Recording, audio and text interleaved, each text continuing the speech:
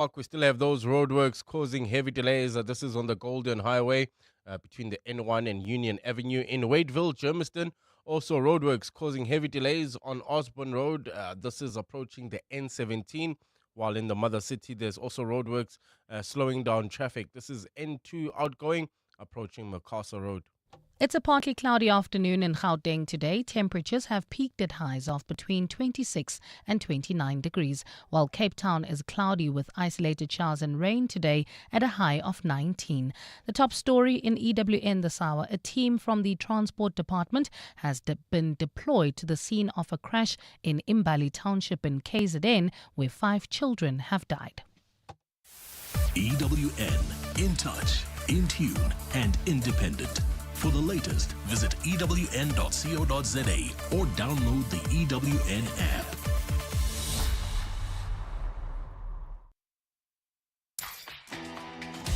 You're with Mandy Wiener on 702. Let's walk the talk. Streaming on the Prime Media Plus app. DSTV channel 856 92.7 and 106 FM. Midday Report with Mandy Wiener on 702 and Cape Talk is brought to you by Nedbank Commercial Banking. Think bigger, think Nedbank Commercial Banking. On the show today, Thabo Bester fights in court to stop a Netflix documentary. The Concourt rules that men can take their wives' surnames. Connecting the dots, links drawn between Becky Tkele, Kat Matlala and the Tembisa Tenderdon. We'll look at what the assassination of conservative activist Charlie Kirk means for U.S. stability. And our book of the week is about understanding occult crime in South Africa. All of that over the next hour. The Midday Report with Mandy Wiener. Streaming on the Prime Media Plus app, DSTV channel 856 92.7 and 106 FM. Good afternoon. Welcome to the Midday Report on 702 and Cape Talk with me, Mandy Wiener. Good to be with you today. We'll also bring you an update on the situation in Westbury. Some of the police's top officers are now in Westbury trying to sort out that situation. Firing of rubber bullets, tear gas, disruptions, real frustration from the community about continued water cuts in that area. So we'll bring you the latest from our reporter on the scene there. But we start with some big court matters. What do you think about Thabo Bester's argument saying that he has not been found guilty, so he must be treated as innocent until guilty? He, of course, is challenging this Netflix documentary, which is due to be released. Send me a WhatsApp voice note, 072 702 1702, 072 567 1567. That 3-part documentary true crime series, Beauty and the Bester, due to be released by Netflix. So he has gone to the Gauteng High Court in Pretoria trying to interdict Netflix from releasing the documentary tomorrow. Khomotso Modise, EWN reporter, is there for us. Khomotso, good afternoon to you. Thanks very much for your time. Take us through the argument that's been made today. Well, Mandy, Thabo Bester's lawyers are basically arguing that the release of this documentary will create the impression that he's already guilty of the crimes that he's accused of, particularly the escape from the Mangaung prison. They say that the documentary has been sensationalized in the way that it's been put together. They also argue that there's been manipulation in the parts that they've seen, at least from, the adverts that they've seen. His lawyer has argued that there are parts of the trailer where there's questions that are asked like, are you a dangerous man? And then they cut another part from where Thabo Bester was speaking separately in court where he says, yes, of course, saying they're clearly trying to manipulate the minds of South Africans. And they also argue that, he used the words wicked craftiness of the editors of the documentaries, saying it's clearly made to paint him as a criminal. And of course, he ignores the fact that Thabo Bester currently is serving time for murder and rape. But I think what's interesting, Mandy, is that the arguments that have been made by Thabo Bester are separate from those that are being made by Nandipha Makudumana. With Makudumana's lawyers, they do confirm that she did sign some sort of a contract with a production company that was or that is producing this documentary for Netflix. They say that she signed the contract, but they now say it's unenforceable for a number of reasons, but because there is a clause in there that says she cannot come to the courts if she's unhappy with the documentary. And they're saying that contract now can't be enforced. And so it's interesting to hear how Magurumana's lawyers are saying while they had agreed to provide their archived material for the production of the Netflix documentary, they no longer believe or they are no longer in agreement with how it's been produced. I'm trying to understand this argument that he should be treated as innocent until proven guilty. Is this regarding the trial that's upcoming? Because he is a convicted criminal currently serving time. Yes, so the argument really is based on the trial on the escape. And they say that the documentary creates the impression that he indeed did escape from the Mangaung prison and that he did skip the country. Now, it's interesting, Mandy, because until now, we don't really have an understanding of what Thabo Bester's defense in that case is. I've been covering the case, and from time to time, you get a glimpse of whether is he saying he didn't escape from the facility, is he saying he was not convicted and serving time. But the lawyers today that are arguing are saying that, it creates the impression that he's guilty, and they're saying he's not guilty of the escape, and he's not guilty of skipping the country to Tanzania. And they're saying that the documentary itself creates the impression that he's already been found guilty. Okay, and then we're going to have argument in response, right? I have seen some of the best media lawyers in the country sitting in that courtroom. What are our expectations around that? Yes, the advocate Tembeka Ngugaitobi just stood up, and he is, of course, answering the arguments that have been made by the lawyers of Magurumana and as well as Thabo Bester. And he's saying that they want this matter to either be struck off the roll or completely dismissed with costs. And his argument is that there are no rights that are infringed upon here when it comes to Thabo Bester. I'm expecting him to make reference quite a bit to the case that we saw last year with the Showmax documentary, which, Bester's application was dismissed as well there. But he's just started arguing, and we're going to be hearing more of what he has to say. Thank you very much, Khomotso Modise, EWN reporter in court. As she said, Advocate Tembeka Ngugaitobi has just stood up and is making that argument. Let's take a listen to what's happening in court, and this feed is courtesy of Newsroom Africa. It would be astonishing if the media were prohibited from repeating these facts, which is what that documentary on the parts that have been quoted is suggested to imply, that the man is an escapee and that the lady has aided and abetted the escape. And then it goes even stronger when you look at the outcome in the bail appeal. We deal with that at page 00817 at subparagraph B.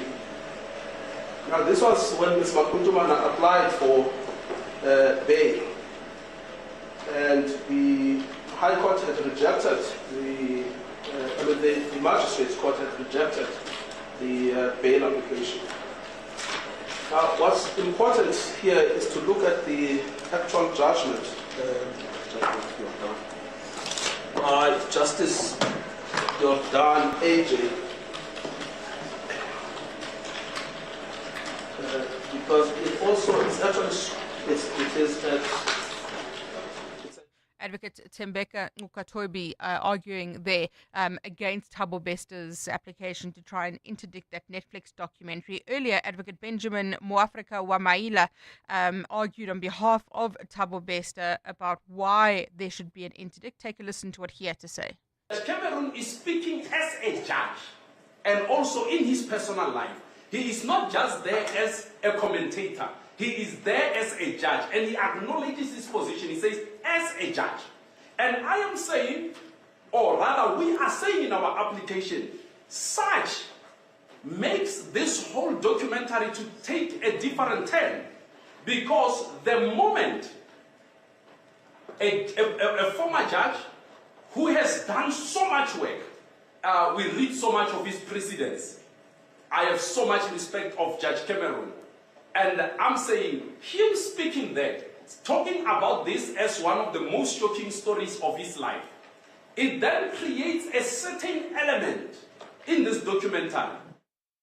So that's the argument currently taking place in the court. On the WhatsApp line, Dumela Mandy, no PR company will restore Dr. Nandipa Magudumana and Thabo Beste's reputation. Let us just enjoy the documentary tomorrow from Jabulisile in Midrand. What are your thoughts on that? Should we be considering Thabo Beste innocent until proven guilty? I don't think so. The Midday Report with Mandy Wiener on 702 and Cape Talk is brought to you by Nedbank Commercial Banking. See money differently. Let's stay in the courts now, and the Constitutional Court handing down a judgment today regarding surnames. So the Constitutional Court has ruled that husbands can now take their wives' surnames, this ruling examining parts of the Births and Deaths Registration Act and its regulations. Let's listen to that judgment handed down a short while ago. Constitutional invalidity issued by the High Court of South Africa, Free State Division, Bloemfontein, is confirmed. 2. Section 26(1)(a)(c) of the Births and Deaths Registration Act 51 of 1992 is declared unconstitutional to the extent that, in violation of Section 9(1) of the Constitution, it violates irrationally on the ground of gender, and to the extent that, in violation of Section 9(3) of the Constitution, it unfairly discriminates on the ground of gender by failing to afford a woman the right to have her spouse assume her surname, failing to afford a man the right to assume the surname of the woman after marriage, failing to allow for a married or divorced man or widower to resume a surname which he bore at any time, and failing to allow a man, whether married or divorced or a widower, to add to the surname which he assumed after the marriage any surname which he bore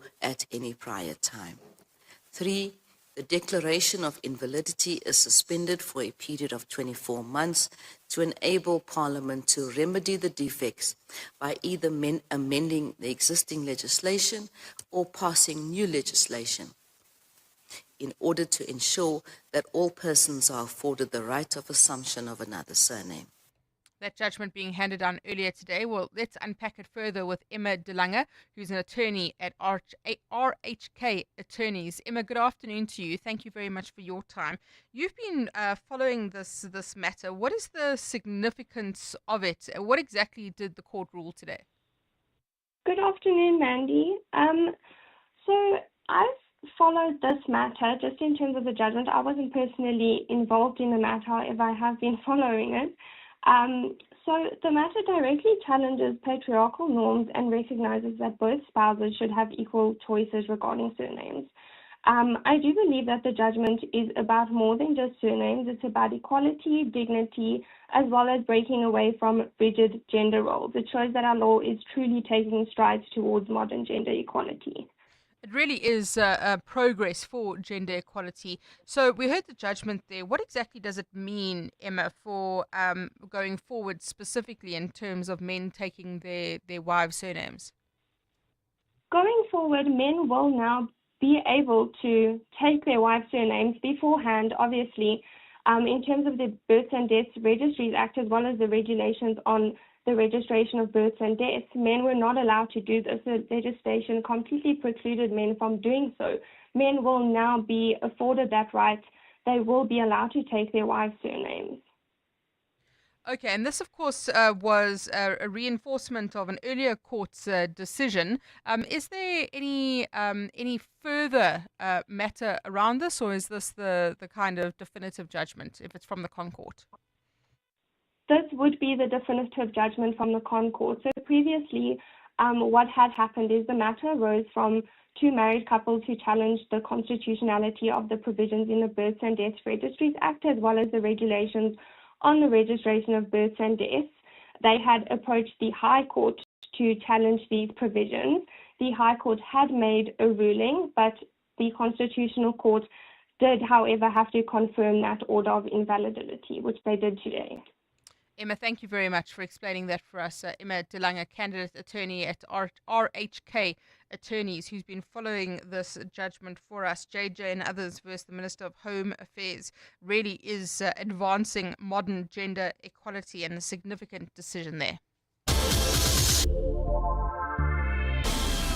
Real growth needs more than just banking, and Nedbank Commercial Banking is your growth partner.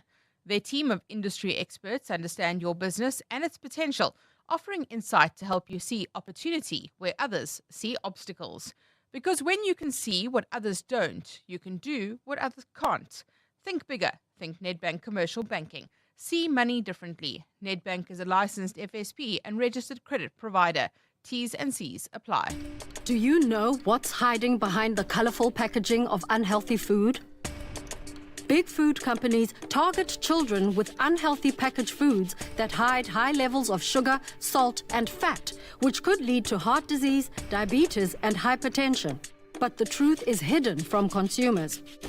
Front of package warning labels are a proven solution to help consumers make informed decisions. The government must act now. We have the right to know what's in our food. Demand front of package warning labels. Sign the petition on heala.org, HEALA.org, by the 30th of September. The Outsurance pointsmen know that every car on the road carries a story. Like a man wearing his finest suit on his way to an interview. He's prepped 100 times, but he still has butterflies. The Outsurance pointsmen know it's not just a car in traffic. It's a potential lucky break that could change someone's life. Every story's different, and every story matters. That's why the Outsurance pointsmen have been doing what they do since 2005, in proud partnership with 702. Outsurance is a licensed insurer and FSP.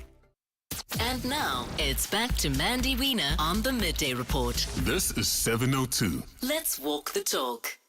12:22 on the Midday Report. Well, yet more dots being connected around the relationship between Becky Cele, Kat Matlala, and the Tembisa tender don. A new report in News 24 today from Jeff Wicks saying that Becky Cele met with the Vusimuzi Kat Matlala at the Zimbali estate mansion owned by Morgan Maumela. Let's unpack this further with Jeff Wicks from News 24. Jeff, good afternoon to you. What is the significance of what you're reporting today in the greater context? Good afternoon, Mandy. Thank you. I think the significance is really twofold. And on the first score, it's really underlining Becky Cele's proximity to Mr. Matlala, who has, of course, in recent memory been framed as an underworld figure. He's before court facing multiple charges related to 3 separate assassinations. And he was a SAPS contractor. He scored a 360 million rand tender from the SAPS themselves last year, which has now been cancelled. And the second aspect that makes it significant is that it allows us to revisit the figure of Morgan Maumela. His entry point is new in this saga, but he is also well known. He's one of the key individuals who, through a fleet of companies, managed to be paid by Tembisa Hospital at least 380 million rand. So the links here being drawn to Becky Cele, how important is this? He's no longer the police minister, of course, but during this meeting, he was the police minister. So during the meeting, he was no longer the police minister, but why his role is so important is that very plush tender that Kat Matlala won in June last year, valued at 360 million rand, was adjudicated and awarded while he was in the ministry. What is now curious to us, at least, is that he managed to strike up at least a relationship, at most a friendship with Mr. Matlala. And it's worth remembering that in internal messages that Mr. Matlala was sending around, he was calling Becky Cele his friend and business partner. Of course, the former police minister denies this, but there is certainly a proximity between the two men. Well, Jeff, thank you very much. Jeff Wicks, investigative journalist at News 24, speaking to us there about his story. Just more and more connections being made, and that's why it's going to be so important what the Madlanga Commission comes out with and whether or not it does expose this. I always say sunshine is the best disinfectant. So all of this coming out into the open now, and I imagine more of that over the Madlanga inquiry. 702. Mandy Wiener. Weekdays, 12 to 1 p.m. Well, let's go to Westbury now, where the Gauteng Police Commissioner, Commissioner Mtobeni, has been speaking to the media as he tries to quell the protests taking place around water. We saw yesterday and today rubber bullets being fired, tear gas being fired, huge frustration from the community there as well. At the Rahima Musa Mother and Child Hospital, we have seen some of the ambulances being diverted, and it really has escalated. So the Gauteng leadership of the police has been on the ground there. They've been speaking to the media. I've been watching for the duration of the show, a lot of that being taken live as well, as the Gauteng Police Commissioner responds to the media, to the community. I've seen a number of enraged community members also shouting at him and the way that the police have responded. So we'll chat to our reporter Jabulile Mbata, who's on the ground there, who's been reporting about that all morning. She's trying to get hold of the Gauteng Commissioner in order to get him to chat to us about that. But I really understand the frustration from those Westbury Coronationville residents. And we see it so often, the WhatsApp messages coming through, the frustration there, and lots of messages coming through on the WhatsApp line. Keith says, Mandy, is it just me? But I don't think they must address her as Dr. Nandipa. Just call her on her name and surname. We don't say Mr. Thabo Bester. Interesting perspective there. So some other messages coming through about Thabo Bester. Keep sending those 072 702 1702. 702, the Midday Report, Monday to Friday. 12 to 1 p.m. Well, let's go straight to Westbury now. Jabulile Mbata, EWN reporter, is there for us. Jabulile, tell us about what the Gauteng Police Commissioner has been saying. Oh, Commissioner, you're with us. Good afternoon. It's Mandy Wiener speaking. Good afternoon. Thank you very much for greetings to the listenership. Thank you very much for taking this interview at short notice. I've been watching on the television as you've been speaking to the media there. What's your message to the community of Westbury? Firstly, we raised the concerns which they have yesterday to say the police were heavy-handed, and I clearly indicated to them that the police, they apply situational appropriateness, and hence we had a total of 8 people arrested. And the other thing, they wanted to know whether these 8 people, they are not going to get conviction. I say to them, is a process. One of the leaders, Melissa, has spoken to her that will give them a feedback as to what is the outcome. Then, secondly, I say to the community, I've spoken to the workforce who have deployed here to say, I've spoken to the workforce who have deployed here that they must restrain the use of force, and the community welcomed that to say they must not be allegedly be heavy-handed like yesterday. And thirdly, I appeal to the community who can open the emergency vehicles which has to assist them in terms of, for example, the ambulance. And lastly, I have to reflect to them that I understand that they are concerned about the water reticulation or supply of water within these areas. That the people who can address this issue is the city of Johannesburg, which is linked to Johannesburg water, rainwater. I've just spoken to our executive mayor. I've just dropped the call with the executive mayor.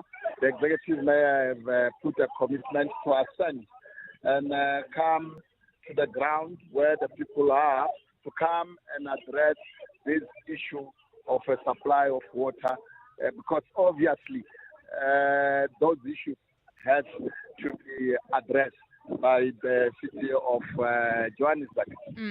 On the one point that you raised around telling your officers that they mustn't escalate the situation, how concerned are you with the way that we saw this play out yesterday with the firing of rubber bullets and tear gas? Well, as I've indicated, that the police, they are applying situational appropriateness, because you all know I am not always in each and every situation like now I've came, but I call upon the media to do a responsible reporting, because we know for the fact that we had one of the medias who reported, says the breaking news, the 81-year-old was fatally wounded, which was not true. So these are some of the issues which will create ruptures between the communities and the law enforcement agency, because it will sit for a very long time, that reporting, even if when it's not factual.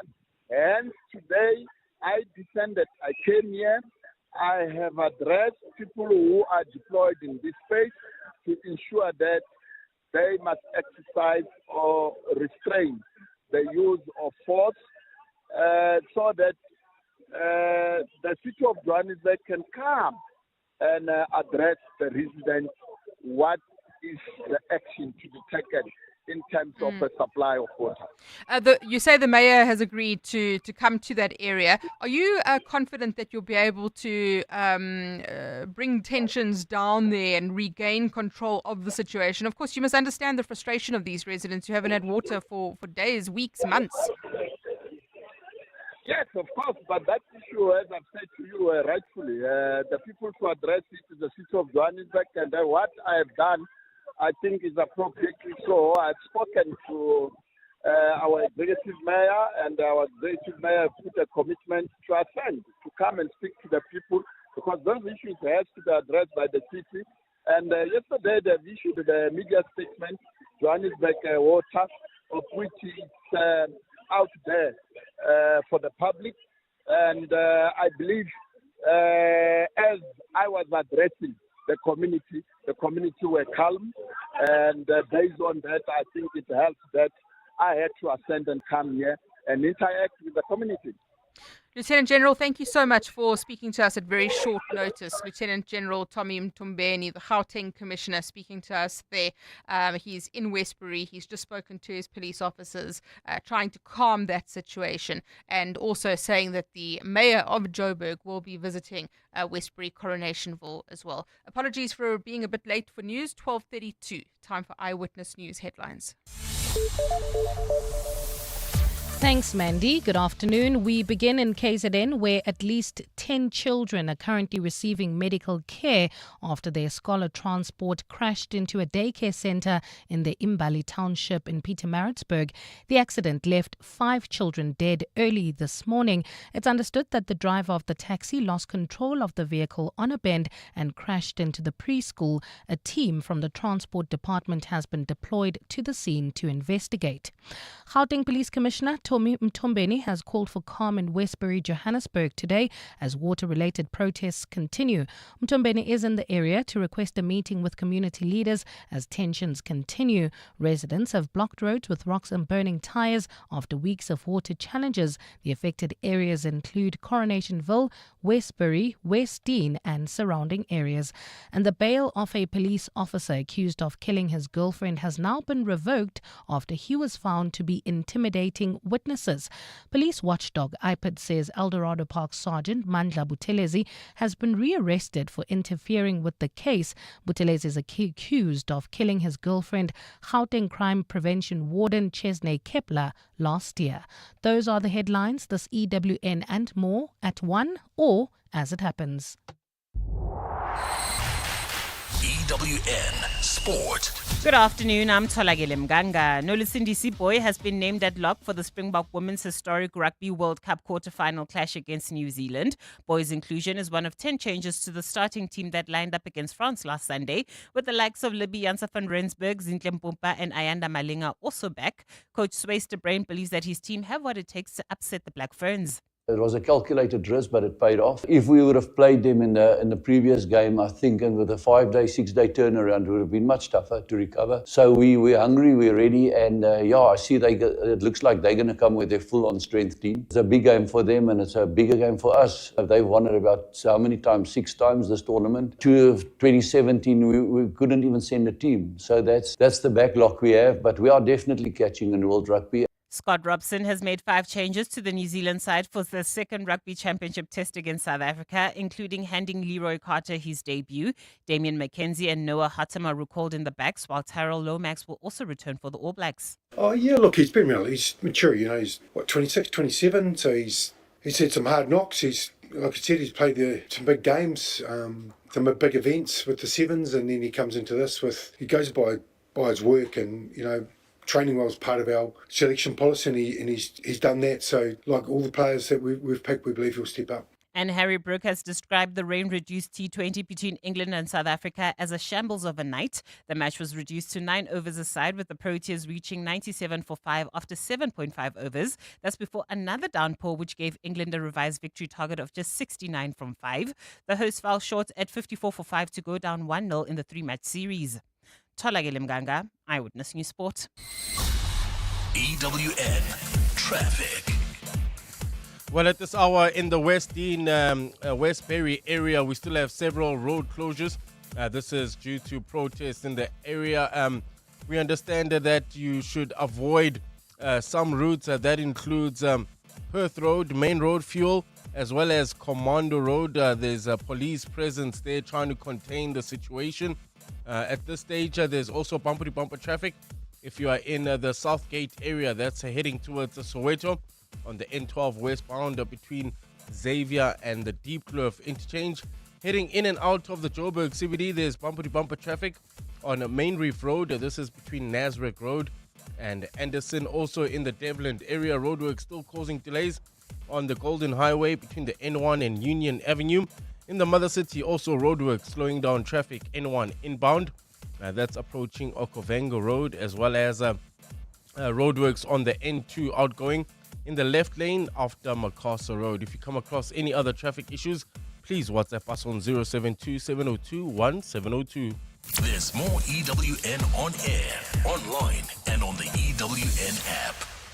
Your workday calls for more performance, more doing the impossible, more challenge accepted. Your weekends demand more excitement, more detours, more limitless living. And the new GWM P300 LS is where it all comes together. Bring it on in the new P300 LS with a 2.4 turbo diesel and 12.3-inch touchscreen from only $5,999 per month. Visit gwm.co.za for T's and C's and to book a test drive. GWM, go with more. Brought to you by GWM Finance, a division of Westbank and authorized financial services and registered credit provider. Oh, hello. Let's do a little word association. I'll say some phrases, you see how they make you feel. Retirement, credit card balance, another interest rate hike. Still calm? Well then, you've got the F Factor. It's that special something that comes from having a clear financial plan to manage and protect your finances. If you broke into a sweat, you probably don't have it yet. Visit livewithconfidence.co.za to up your F Factor. Sanlam. Live with confidence. T's and C's apply. Sanlam Life is a licensed life insurer and authorized FSP. What do partners of the Gates Foundation do when facing the world's toughest challenges? They keep going. From discovering a plastic drape that helps detect excessive postpartum bleeding faster, to developing better bed nets to kill malaria-carrying mosquitoes, to researching an RSV vaccine that could save hundreds of thousands of children.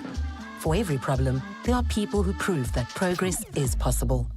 The Gates Foundation, partners of human potential. Learn more at gatesfoundation.org/keep going. WhatsApp Mandy on 072 702 1702. Kanti, isn't Bester a convicted murderer and rapist? So what is he saying that he hasn't been found guilty? Hasn't been found guilty of what? Escaping from prison? Okay, but then he's a convicted murderer and rapist. So please make it make sense to me. Mandy, I don't get Thabo Bester. Was he not convicted of murder and rape? Was he not serving a sentence? Was he not found in Tanzania with this lady? Then he's disputing what day? He must be innocent of what day? Because were you released? Were you given official papers to be released that you were found in Tanzania with this other lady? Was she not found with you over there? Did she not know you were a convicted criminal? Patung, what is this guy on about? Hi, Mandy. Look, it's our best time. Must just sit down. Like, honestly, he must just sit down to his time. Because what is he saying? Is he saying he's not guilty of escaping?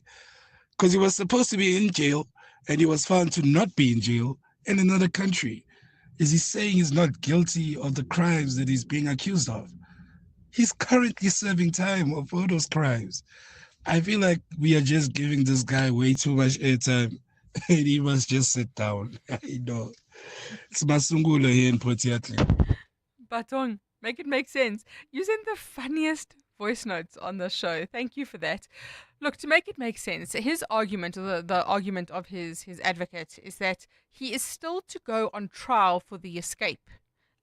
So he hasn't been convicted for escaping even though he was found in another country and he was not in the prison he was supposed to be in. He still has to go on trial. So he technically is innocent until proven guilty on that matter. But yes, he has been convicted of murder and rape. So I'm not sure that his dignity is going to be impunged, or whatever the word is, because I don't understand how his reputation is going to be damaged. He damaged his own reputation by murdering and raping people and then escaping, even though he hasn't been convicted of escape. But that's the legal argument. And I mean, imagine Tembeka Nkatobi is having a field day because he's arguing against this, and it's like I don't want to use the term on the radio, it's shooting fish in a barrel, because it's going to be so easy for him to argue against this. I think it's just a waste of the court's time. The Midday Report with Mandy Wiener is brought to you by Nedbank Commercial Banking. See money differently. So, phase 2 of the Nasispan Jobs program being launched today. This, of course, is that big program launched by Gauteng Premier Panyaza Lesufi to try and improve artisans and create jobs for them. Alpha Ramashwana, EWN reporter, on that story for us. Alpha, good afternoon to you. Tell us about the launch of Nasispan 2.0. Good afternoon, Mandy. Yes, the Premier of Gauteng, Panyaza Lesufi, is launching or relaunching this program here today. And this time around, about 2,500 young people are going to be given employment opportunities and training opportunities. I've managed to speak to a couple of them who are beneficiaries of the second phase of this program, and most of them are working as potters at hospitals, and others are working as welders. And the Gauteng government is saying that this time around they want to focus on hiring people and equipping people with skills that will help the state carry out some of its jobs. They want to improve state capacity using this program instead of awarding tenders in hospitals, instead of awarding tenders to companies that can do something as simple as being a welder. So they are really doing the sort of physical labor jobs here today. 2,500 of them are going to be given these employment opportunities here today. But of course, Mandy, there are 2,500 inside the venue that are going to be given these opportunities. But outside, there are many more who are queuing, who are in lines, handing their CVs to the Gauteng government. And it just speaks to the unemployment crisis in the country, that thousands of young people are around Katlehong today in very long snake queue longs, handing and submitting their CVs. We've managed to speak to a couple of them, and while they do say that they are aware that maybe the ANC could be using this as a campaigning strategy, for them, all they want is employment opportunities, and they're willing to do whatsoever to get those employment opportunities. Let's take a listen to a young lady that we spoke to, in a nutshell, saying that she doesn't care if it's a campaigning strategy, as long as by the end of the day she'll have a job. That's all she's looking for. Ngilana cause ngifuna umsebenzi sekusikhathi esithi singasebenzi sayahlupheka nje sinenkingi so njoba kuvelele tendanyana ukuthi nasi sponsor nami ngithe ngiphume endlini ngizosubmit iCV. So is there anyone Masio that has been the beneficiary of Nasispan? No, ngiyacala nokubona le program angaze ngayibona before. How long have you been unemployed so? It's been 5 years. Yes, it's been 5 years now. So manje how old are you? This I'm turning 31. Yeah, vele ungitshele vele njengoba angithi ANC izofuna ama vote next year. So vele ngithi that's why Panyaza akhiphe lento le. Waqala ama green beans angithi wawaqhasha bamvotela. Manje na uyasibiza ke manje si77 ufuna ukusiqhasha akasiqhashi. Thanks to Alpha Rameshwana, EWN reporter, on that matter. The Nasispan Jobs Program Phase 2 being launched today at the Change Bible Church in Katlehong. So what do you think about this? They're going to be starting this training program in hospitals, municipalities, the Department of Infrastructure Development.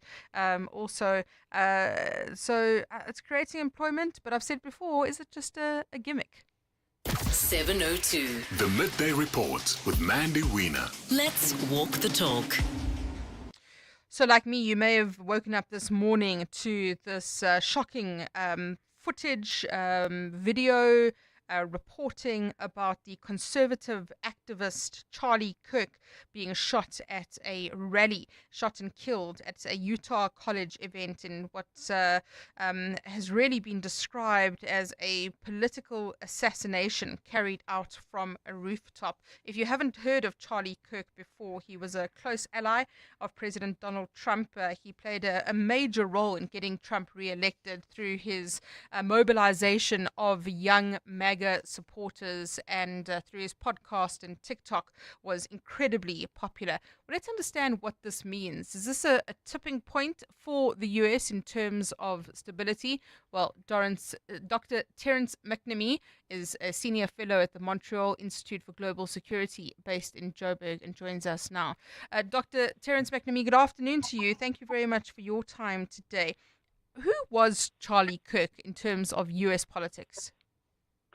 Thanks, Mandy. Well, I think we should start by saying that Charlie Kirk was really one of the most effective political communicators in the United States. I mean, arguably, in terms of American political life, he is the most effective community organizer since Barack Obama.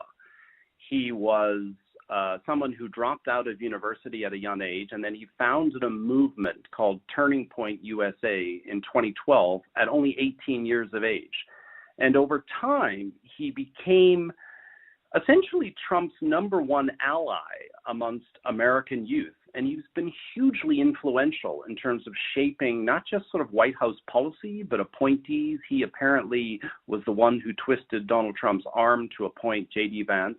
And what's important to know is there is no one on the Democratic side of American political life that has anywhere near his kind of stature and influence. So this is a highly, highly consequential 24 hours for the United States. So he was assassinated. It's being described as a political assassination. What are the implications of this? What does the fallout look like in terms of stability? Well, just to give your listeners an idea, so the United States is not, teetering on the edge of civil war as South Africa was in 1993, but it is hugely polarized. It is massively broken in terms of its political life. And I would put this assassination in the kind of category as the assassination of Chris Hani, which is why I mentioned 1993. In fact, I would go insofar as to claim that in terms of the legacy of this assassination, it could be more consequential because, remember, President Trump was very much on the back foot at the moment with all the stuff around Jeffrey Epstein, but I think this totally changes the game. I think that this may be a bit of a license for President Trump to renew his efforts to kind of essentially deal with anyone who sort of stands in a way of his sort of Make America Great Again project. So, yeah, I wouldn't underestimate how massive this is. And who would have wanted Charlie Kirk dead?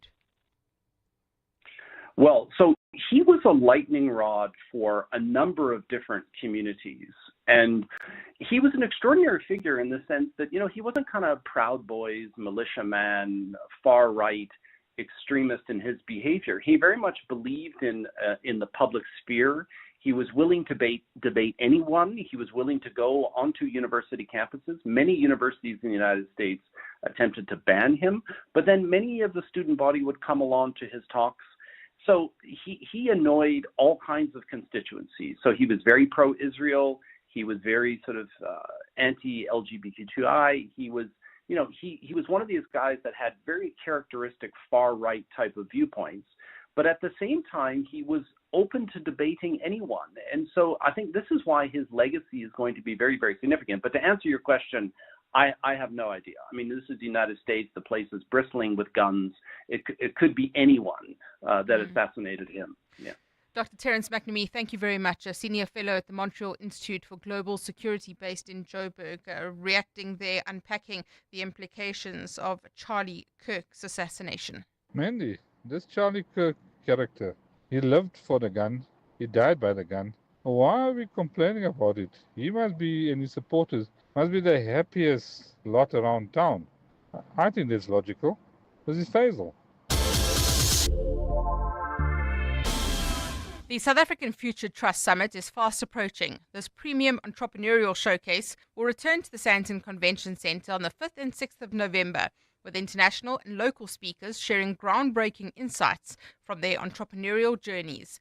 It's an unmatched opportunity to network with like-minded entrepreneurs, innovators, investors, and change makers. With 2,000 plus delegates and over 200 exhibitors all under one roof, come and experience the extraordinary world of thriving entrepreneurs and business owners. Avoid missing out. Get your ticket now for R800 each for the 2 days at summit.southafricanfuturetrust.org in partnership with 702. Insurance pulls you in. Pineapple pulls you under. Insurance. Pineapple. Insurance. Pineapple. Pineapple FSP 48650 is underwritten by Omart Insure Limited, a licensed non-life insurer and authorized FSP. Tata Curve, take me there. Where the flush door handles welcome you with a soft light. Where the panoramic sunroof is proof that the sky's the limit. To the 18-inch alloy wheels that carry memories into the future. Whatever there is, wherever there is, let the all-new Tata Curve take you there. From only 349,900. T's and C's apply. Ta-ta. 702 and Cape Talk. Book of the Week. It's a Thursday, and on Thursdays on the Midday Report, we speak to the author of a local non-fiction book. The title today is The Devil Made Me Do It, Understanding Occult Crime in South Africa. And this book from Professor Dr. Nikki Volkov looks at some important questions. What happens when we define a murder as satanic without thinking about it more deeply? Put in another way, what happens when we decide that the evil and violence that permeates our society are the fault of a supernatural enemy rather than a feature of human existence in South Africa? Well, a pleasure to welcome Nikki Volkov to the show today. What do I call you? Doctor, Professor, all of the above? You can call me Nikki. Okay. So Nikki, you decided to write this book. I mean, you're an expert in anxiety largely, and you say that when you were looking for a topic for your thesis, you were wondering what happened to all the Satanists, and that led you down this path. Yeah, this is so long ago now. This was back in 2007 when I was living in London and trying to figure out what to do for my PhD. And I had to write about South Africa, and I was casting around violently for something that interested me. And I just I kept stumbling over this question, of my own adolescence. I grew up in Joburg. I grew up in the late 80s, early 90s. I just remember there being this explosion of paranoia about Satanists and Satanism. They were everywhere. Everyone who went to school with me knew about this. We all knew that people who wore black were Satanists. We all knew that you had to be very careful of what the Satanists might do. And then a few years later, stories about Satanism, at least of that kind, were just gone. They just vanished. And I found myself coming back over and over to this question of, where did all that fear go? Where did it come from? Where did it go? What happened to those stories? And it really made me think that those stories of Satanism that we were telling ourselves at the end of apartheid must have had a social purpose. They must have done something for us, which is why we all believed them so intensely for this period of time. And then as soon as they stopped serving that purpose, they just vanished off into the ether. In discussing local stories of occult crime, you look at 9 case studies in this book. Most of them fit common definitions attached to the term, but the book is really about crimes that happen because of people's belief in the supernatural. So, what is your intention here in terms of what you want people to take away from that?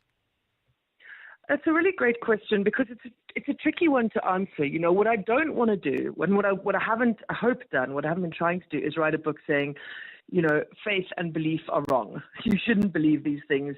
You shouldn't have faith. You shouldn't believe in the devil. You shouldn't believe in witches. You shouldn't believe in Satanism. You shouldn't believe in sangomas. It's not my place to say that, you know. People's faith, especially in this country where we have such a complicated history, faith really performs a very important service for a lot of us. What I'm trying to argue is that faith and beliefs in things like the supernatural, beliefs in Jesus, beliefs in, you know, whatever deity it is that you personally choose to believe in. These things are perfectly legitimate, but what they shouldn't be allowed to do is creep out of our individual lives and take over public life. So in the case of South Africa, we often see crimes or terrible acts of violence that are perpetrated, and instead of trying to understand them from an evidence-based perspective, because religion and spirituality and the supernatural are so deeply embedded in our society, we just go, oh yeah, no, it was the Satanists, no, it was the devil, no, it was the this, the that. And that doesn't give us any clearer understanding of how or why these things happened, which means we have no clearer understanding of how to make sure they don't happen again. It's almost a lazy kind of presumption that we have, and the media is also quite guilty of this in terms of using that as an excuse. So you do pose the question: does South Africa have a problem with occult crime, or does it have a problem with belief in the occult? Yeah, and I would definitely say, having looked at this for quite a while now, that the answer is B. You know, we don't have a problem with occult crime because most of the time, you know, all the stuff, and I've written about this in an earlier book as well. You go and look at these stories that, as you say, are amplified in the media, very often amplified by police. You look at them and you go, okay, so maybe the person who performed this terrible act of violence believes that they did it because they are a Satanist, but there's no proof that there was any kind of supernatural engagement in this whatsoever. The only real evidence we can find is that a human being who made a series of terrible decisions was behind this act of violence, whatever the reason is that they give for it. Whether they say, I was possessed and the devil made me do it. Whether they say, my pastor told me this was the only way to exorcise someone and then therefore I ended up harming them. Whatever the excuse or the reason is for it, the fact is it's a human being. It's one of us who does this stuff. There are many, many cultures and societies where people have deep, intense, and meaningful relationships with the supernatural, with, you know, religious belief, with the occult, and they don't have the kind of rates of violence we have. So we can't simply blame South African violence on the occult. We need to be able to go, what else is happening in our society? Why are these individual humans capable of performing such horrific violence? We really do ourselves a disservice when we go, oh, well, you know, they just did it because, you know, they're Satanists or because they're witches, because then we'll never get to the bottom of it. It's almost as though our legislation, our criminal justice system is just falling to that as default. Yeah, and also, you know, I think a lot of the reason, I mean, this is one of the things that I say a lot in this book. One of the reasons that people do, as you say, default to these sorts of positions, these sorts of beliefs, is that they feel powerless. You know, they don't trust the criminal justice system. They don't believe that the people responsible for this terrible stuff are going to get punished. So instead, they choose to pray, and they choose to think that maybe praying will keep them safe. Part of the reason we're so deeply emotionally invested in the religious, spiritual, and supernatural is that we feel that the society we live in is failing us on multiple levels. It's not surprising people turn to myths and narratives when everything that they see in their daily life makes it clear that, you know, there is no support, there is no justice. Nikki, thank you so much. Nikki Volkov is the author of this book. It's called The Devil Made Me Do It, Understanding Occult Crime in South Africa. Real growth needs more than just banking, and Nedbank Commercial Banking is your growth partner. Their team of industry experts understand your business and its potential, offering insight to help you see opportunity where others see obstacles. Because when you can see what others don't, you can do what others can't. Think bigger. Think Nedbank Commercial Banking. See money differently. Nedbank is a licensed FSP and registered credit provider. T's and C's apply. One festival, endless flavor, and 2 unforgettable days of timeless music. The DSTV Delicious International Food and Music Festival, powered by Lotto Star, returns on 20 and 21 September at Kyalami Grand Prix Circuit. On Saturday, the stage erupts with Don Toliver, Questa, and Nkabi Zezwe. Then on Sunday, experience the legendary Lauryn Hill, Wyclef Jean, Lyra, and more.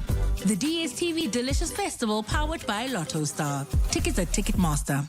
The Outsurance pointsmen know that every car on the road carries a story. There's a car on the way to the hospital carrying an elderly couple, playfully bantering about who their first grandchild will look like. The Outsurance pointsmen know it's not just a car in traffic. It's bringing 2 generations together. Every story is different and every story matters. That's why the Outsurance pointsmen have been doing what they do since 2005 in proud partnership with 702. Outsurance is a licensed insurer and FSP. The Midday Report. Thank you very much for listening to us today. The Midday Report with Mandy Wiener on 702 and Cape Talk was brought to you by Nedbank Commercial Banking. Think bigger, think Nedbank Commercial Banking. It's 1 o'clock. This is EWN. 5 children die in a horror KwaZulu-Natal crash, and Nasi Spani 2.0 promises more jobs for Gauteng's youth.